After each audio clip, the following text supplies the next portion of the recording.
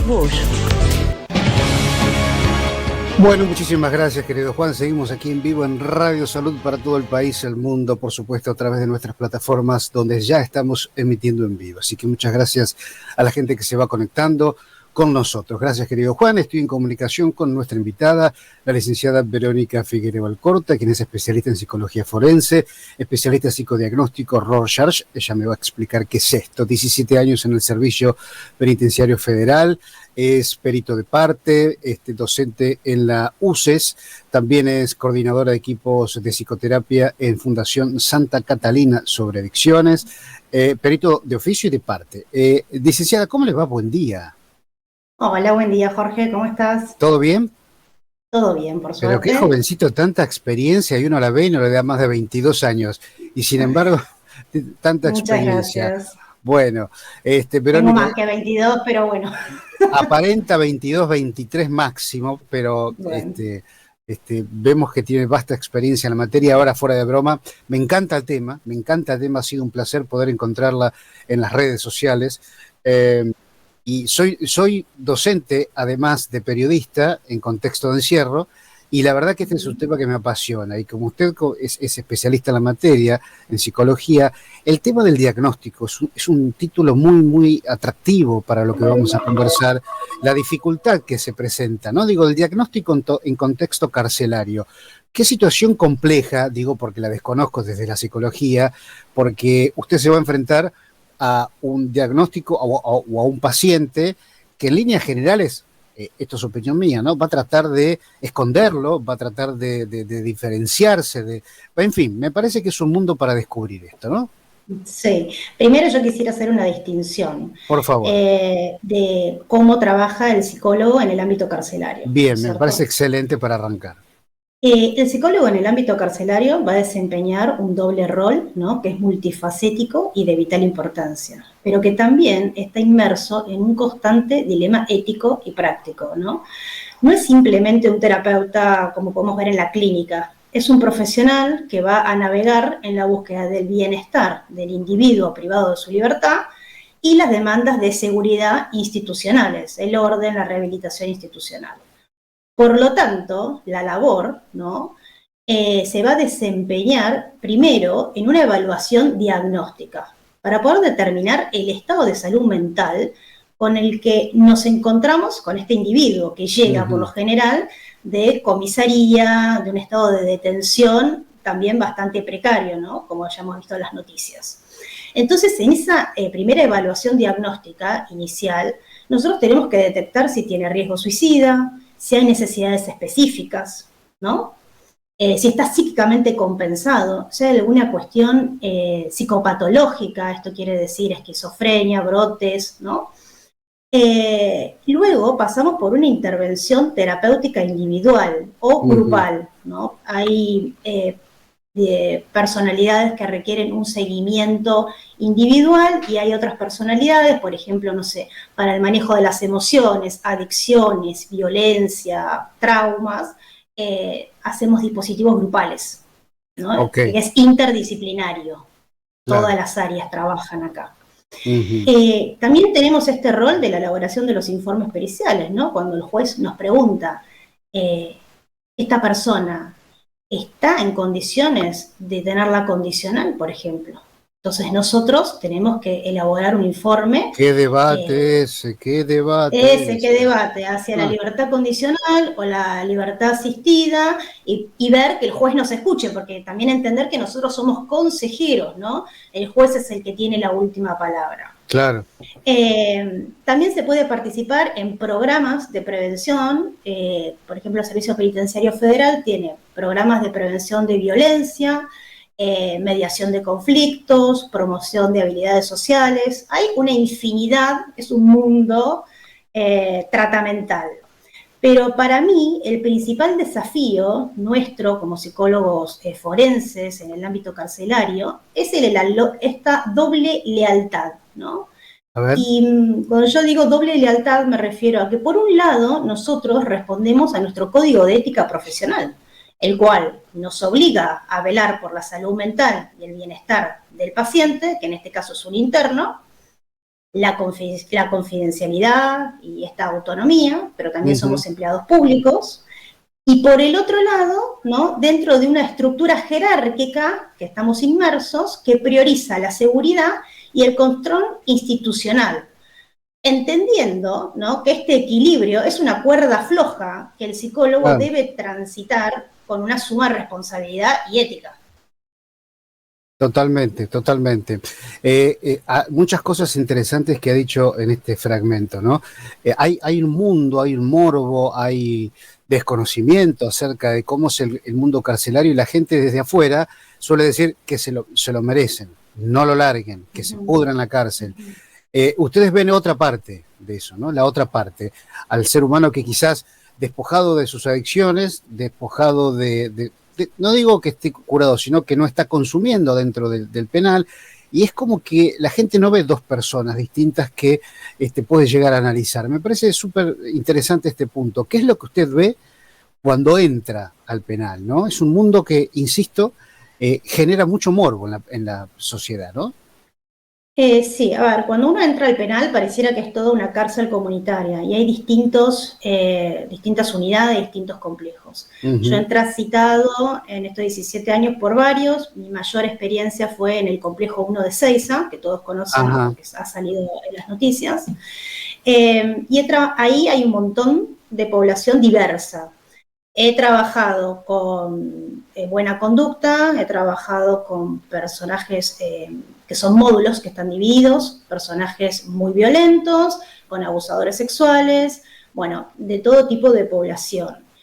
Yo creo que cuando uno está ahí como psicólogo y va a cumplir esta función asistencial, ¿no?, tiene que entender qué es lo que se requiere esa persona, ese sujeto en el momento.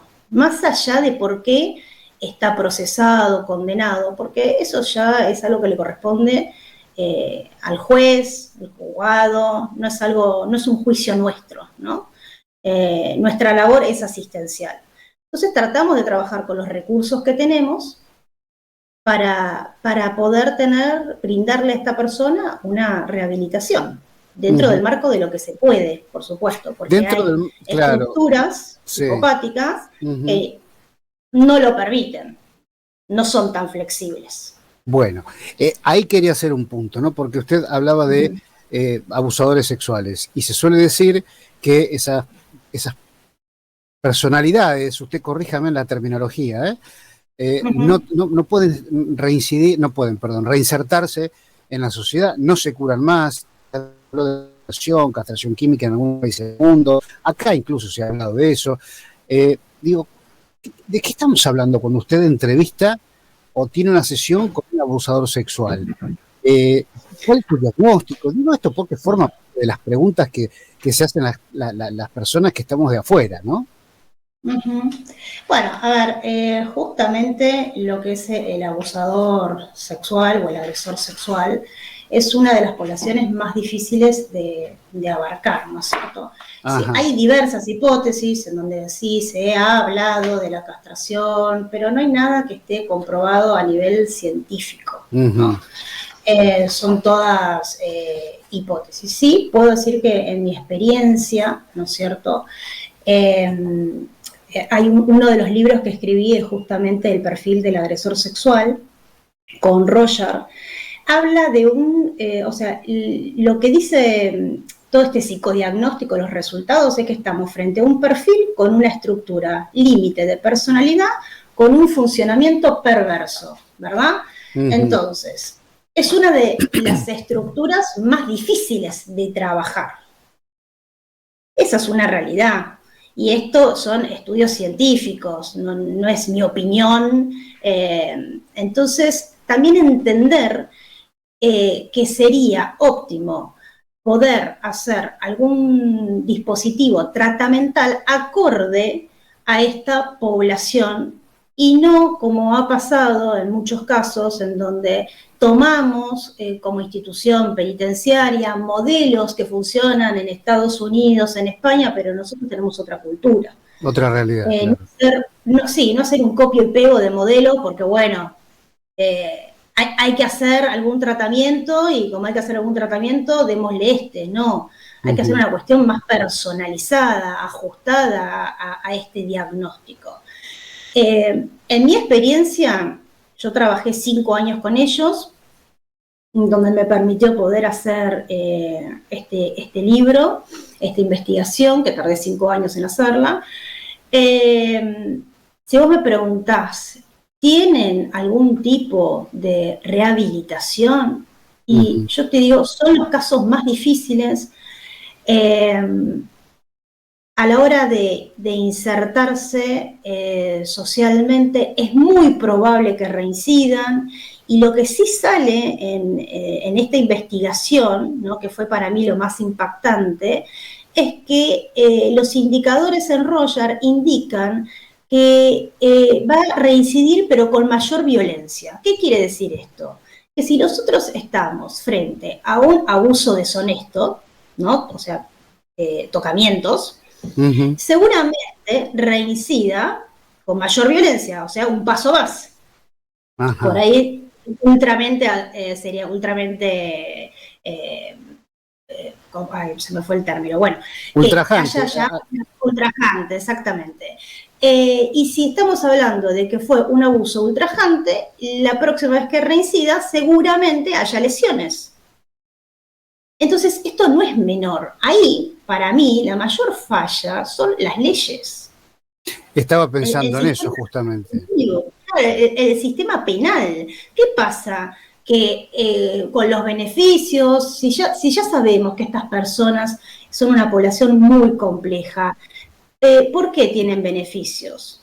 Si la ley dice abuso de tal a tal o menores son 15 años, ¿por qué no se cumplen los 15 años a rajatabla? Claro. ¿Por qué no se revisan esas leyes? ¿Por qué si es una población que ya sabemos que porcentualmente tiene una mayor reincidencia, no ajustan? Porque, por ejemplo, no sé... Qué buen punto. Y sí, y se pasa que, bueno, políticamente yo creo que tampoco conviene. Otro punto interesante que daría para años de charlas, y me parece excelente su honestidad intelectual en cuanto a esto, ¿no? Porque si a ver, en mi estructura mental no me pasaría nunca por la cabeza todas estas cosas que estamos hablando, ¿no? Pero hay personas que sí, que su estructura mental da para abusar en distintas variantes. Y digo, eso tiene tratamiento. Esto dice, bueno, se le puede dar alta a este paciente porque con un alta, por una celotipia, por ejemplo, qué sé yo, estoy dando otro tipo de diagnósticos. Entonces, ¿qué hacemos? Tiene que estar vigilado de por vida, encerrado de por vida, controlado de por vida. Es todo un complejo de situaciones que yo no sé si el Estado hoy, ayer o más adelante está en condiciones de poder solucionar, digo yo, ¿no? Yo creo que el Estado está en deuda con lo que tiene que ver hace años, ¿no? Con lo que tiene que ver con las leyes de ejecución penal. Deberían revisar, ya hay muchos estudios científicos en donde les puede dar luz sobre lo que son las psicopatologías, y deberían ajustar, así como se están reviendo algunas leyes, también en el caso del agresor sexual. ¿Qué pasa acá, ¿no? Si estas personalidades tienen un nivel de reinserción muy bajo, bueno, ¿por qué no se empieza a pensar en nuestro país lo máximo que existe es 25 años, una cuestión así? Bueno, en la máxima. O en una reformulación de la ley también, acorde a esta situación, a estas patologías. Claro. Sí, muchísimas cosas que no creo que en lo inmediato, porque no está en la agenda política, no se escucha.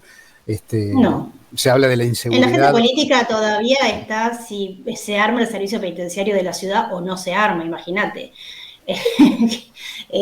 Yo cuando me fui del Servicio Penitenciario Federal se hablaba de que de manera inmediata iba a surgir el Servicio Penitenciario de la ciudad, y estamos al mes de septiembre y no hay novedades al respecto. Verónica, ¿usted entiende o se da cuenta, mejor dicho, que el preso, el detenido, siempre va a intentar manipular al personal de la psicología para intentar tener el mejor diagnóstico, ¿no? Porque eso va a ayudar a su pronta libertad o lo que fuere. ¿Eso es común de escucharlo? Sí, es común de escucharlo, creo que uno tiene, la experiencia va haciendo también al rol del psicólogo, el que pueda también darse cuenta de que hay una manipulación, pero también hay que entender que muchos internos nos ven a nosotros como referentes. ¿Y esto qué quiere decir? Son personas que por lo general no han sido escuchadas durante su infancia o a lo largo de toda su vida, que han sido invalidadas.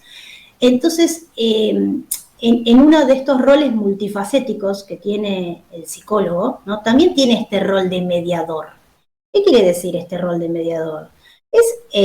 Nosotros mediamos entre lo que pasa con seguridad y lo que pasa con salud.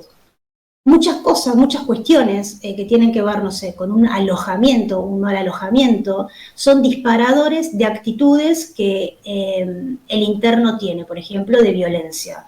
Que tan solo si nosotros nos acercamos a hablar con seguridad interna y trabajamos de manera, digamos, interdisciplinaria, estas cuestiones se resuelven.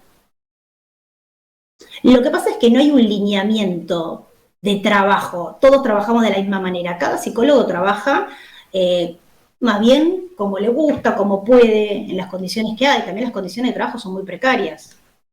Sí, bueno, justamente le iba a preguntar, Verónica, si comparte esto de que en nuestras cárceles no son para castigo, sino que en nuestras cárceles argentinas todo lo que es este tipo de patologías se recrudecen dentro del sistema carcelario, o en general, no es para hacer un baneo general, sino decir, bueno, a ver, el diagnóstico es este, o viene con el diagnóstico, o el profesional diagnostica adentro, y no sé si la cárcel ayuda a que se pueda rehabilitar adentro. No, a ver, yo creo que hoy en día, como están armadas las cárceles, ha sido un paso muy importante, porque antes no se agrupaba ni por primario ni por condenado, era un desastre. Hoy en día está todo muy prolijo. Yo creo que aquel que se quiere reinsertar realmente lo logra y no es que vos robaste una vez y estás condenado a robar, ¿no? Cuando yo trabajaba, cuando entré, hace 7 años atrás, comencé a trabajar con jóvenes adultos, una población muy interesante, porque estamos hablando de una adolescencia y delincuencia, ¿no? Si bien era una población, como siempre tenías como la sorpresa a ver qué iba a pasar hoy, porque era una población muy explosiva, también era una población muy esperanzadora, porque decías, estos chicos, ¿no? Pueden, si se esfuerzan, no volver acá. Desde mi punto de vista, ¿no? Se podía trabajar porque había mucho consumo, muchas cuestiones también que tienen que ver con las familias, ¿no? Padres, familiares, que el ejemplo ha sido el trabajo de salir a robar, porque ellos también lo toman como un trabajo. Sí, sí, sí. Entonces, digo, esa población, por ejemplo, para mí era una población esperanzadora, en la que si realmente se hacía un tratamiento ajustado y se le exigía, era altamente probable que esa persona no vuelva. De hecho, yo me he encontrado por la calle, en Constitución, a muchos de esa población que he trabajado y que me decían, doctora, y ponerme a hablar con ellos, y no estaban delinquiendo. Bueno, estaban trabajando. Claro, pero a ver, este programa que tiene 20 años al aire y que hemos entrevistado, hablamos todo el tiempo con profesionales de la salud, la estructura, la psiquis de un abusador sexual no es la misma que alguien que roba una gallina. ¿no? Usted que lo sabe. No, por supuesto. Ahí tenemos una alta probabilidad de que usted, como dice recién, se lo encuentre y me rehabilité, entendí que ese lugar no quiero volver nunca. Claro, pero yo no sé si la estructura de un asesino, alguien que mata, que abusa sexualmente, es como decíamos hace un rato, perdón, se lo va a poder encontrar en la calle, lamentablemente en nuestro país nuevamente, pero no es que va a estar rehabilitado en un 100%, ¿no? No, por supuesto, son personalidades completamente distintas, ¿no? O sea, por ejemplo, cuando hablamos del perfil del homicida, ¿no? Estamos hablando de personalidades dominantes, impulsivas, agresivas, hay una carencia de culpa, una actitud demandante y querellante, una tendencia a la agresión, al pasaje al acto, un narcisismo muy marcado, ¿no? Esta búsqueda de goce inmediato, intolerancia a la frustración completa. Sí. A veces se encuentra acompañada de consumo de drogas y alcohol con antecedentes y otras veces no, ¿no? Hay una débil capacidad empática, o sea, ¿qué quiere decir esto? Que no puede registrar al otro, qué le pasa al otro. Claro. Si no, no lo ejecutaría, ¿no? Claro, claro. Por lo general hay también indicadores de que tienen una inteligencia normal, o sea, con recursos psicológicos para tareas de complejidad media, aunque son un poco rígidos. En cambio, el secuestrador, por ejemplo, ¿no? Estamos ante una personalidad más fría, con alta peligrosidad, muy insensibles, egocéntricos, con directamente una ausencia de empatía, conductas antisociales, ¿no? Con un fuerte control sobre la víctima, o sea, el goce está ahí, en esto de tenerte prisionero, de que con vos hago lo que quiero, ¿no? Como estás en el lugar de objeto. Siempre justifican su conducta por razones políticas, económicas, venganza, con algún trasfondo, ¿no? Son personalidades más rígidas, pero son personalidades mucho más intelectuales. Interesante el punto. Hay toda una planificación ahí. Es raro conocer un secuestrador que improvisó un secuestro, ¿se entiende? Sí, tienen un grado de inteligencia, de planeo. Inteligencia me refiero a la inteligencia que realizan para cometer ese acto. Y yo que soy, usted me hablaba y yo la escuchaba y soy un apasionado de la historia del narcotráfico y he estudiado muchísimo el cártel de Medellín, por ejemplo, el cártel de Cali, que son líderes distintos, Pablo Escobar que venía de los barrios y los Rodríguez Orejuela que eran grandes empresarios, y Pablo Escobar defendía a la familia y amaba a su familia y podía tener a alguien al lado cortándole un miembro y ni se mosqueaba. Entonces, yo leía esos libros, esas historias y decía, ¿cómo hace para no estremecerse y después salir de ahí y abrazar a la hija? Qué difícil todo eso. Sí, claramente, porque ahí estamos hablando de unas estructuras muy, muy marcadas. Estos dos diferencias que hicimos entre el homicida y el secuestrador, lo que tienen, lo que comparten, es una estructura límite de personalidad con un funcionamiento antisocial y narcisista, ¿no? Entonces, border, que le dicen, ¿no? Claro. No me iría a border, pero diría, esta estructura, con este funcionamiento, sobre todo el funcionamiento antisocial y narcisista, hace que pase esto que vos decís, que puedan estar cortándole un miembro, pero después vaya a abrazar a la hija, ¿no? Sí, sí. Porque son más impulsivos, porque la agresión es parte también. Verónica, me encanta charlar con usted, creo que lo tenemos que repetir, pero cuénteme de sus dos libros que necesito que la gente sepa de ellos. Bueno, en el 2015 saqué el primer libro que se llama El perfil del agresor sexual en la técnica de Roger. La técnica de Roger, para los que no conocen, es una técnica proyectiva que explora la estructura de la personalidad. Y en el 2023 hice mi último libro, que es Perfiles delictivos y Roger, en donde tuve la suerte que Mariano Narciso Castex, el doctor Mariano Narciso Castex, que falleció, me escriba el prólogo. Él fue un gran pilar en mi carrera, fue mi mentor. Así que, y en el segundo libro hago esta distinción del homicida, el secuestrador y retomo trabajos de investigación de el agresor sexual, porque bueno, uno siempre va descubriendo más cosas en esta línea de investigación, ¿no? ¿Hay testimonios? No. No hay testimonios, lo que sí hay es cuando uno toma la técnica de Roger, tiene indicadores, y la técnica de Roger son esas láminas, no sé si las conoces. No. Bueno, son como unas láminas, como manchas de tinta, en donde la persona te dice qué es lo que ve. Okay. En ese relato de qué es lo que ve, sí hay citas, porque es muy impactante qué es lo que ven, para que uno pueda entender estas estructuras a las que Qué interesante. se llega de manera... ¿No tiene ahí los libros para mostrar la tapa? Sí, a ver. Vamos a ver si podemos, así te nos damos una idea de dónde lo podemos conseguir, si en Mercado Libre o No, están en... o en dónde la plataforma. gente puede acceder para informarse. Sí, está en una plataforma, ¿se ven ahí? Ahí está, ese es el título. Este es el agresor, la técnica del perfil del agresor sexual en Roger. Ahí está, perfecto. Y este de acá es el segundo libro. Qué linda tapa, qué atractiva esa tapa. Muy linda. Sí, la muy verdad que linda esta tapa. Editorial Punto Aparte tiene unas creaciones bárbaras. Sí, sí.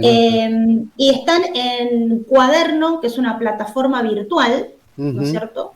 Donde directamente buscan mi nombre y apellido y tienen la parte de libros, van a libros o artículos, en los libros ya están cargados y es de manera gratuita. Ahí Así está, que, me encanta. porque ya los físicos se agotaron y no conviene volver a... Qué bueno. sacar. Bueno, qué bueno. Yo me acuerdo que tengo uno de los libros de Franco Salomón, un periodista de muchos años, que escribió libros también sobre el sistema carcelario. En fin. Licenciada, muchísimas gracias por haberme atendido y esperemos que hasta muy prontito podamos conversar nuevamente. Sí, me encantaría. La verdad que muchas gracias por el espacio. Y bueno, te quiero hacer una mención, si me permitís. Por favor. Con mi socia, licenciada Rojas Breu, hemos abierto una consultora que se llama Sine Qua Non, en donde seguimos investigando en estas líneas de investigación y desarrollo y cursos también de capacitación. Así que por ahí la próxima podemos hacer algo relacionado a las cuestiones periciales. Perfecto, me encanta el tema, Que tenga usted un lindo fin de semana. Muchas gracias para vos también. Gracias por haberme atendido, que tengan buen día. No, muchas gracias. Ahí estuvo con nosotros la licenciada Verónica Figueroa Alcorta. Hermoso tema, apasionante, que genera tanta... Yo utilizaba la palabra morbo, ¿no? Y que es un poco así. Como decir, nos preguntamos tantas cosas del mundo carcelario, y qué interesante es conocer y a los profesionales que trabajan con ellos, a los cuales nosotros generalmente insultamos, queremos que se mueran, que salgan muertos de la cárcel, y es interesantísimo ver qué es lo que pasa, ¿no? Y yo en lo personal, que he visto tantas películas y me apasionan tanto lo que tiene que ver con el mundo carcelario, ¿no?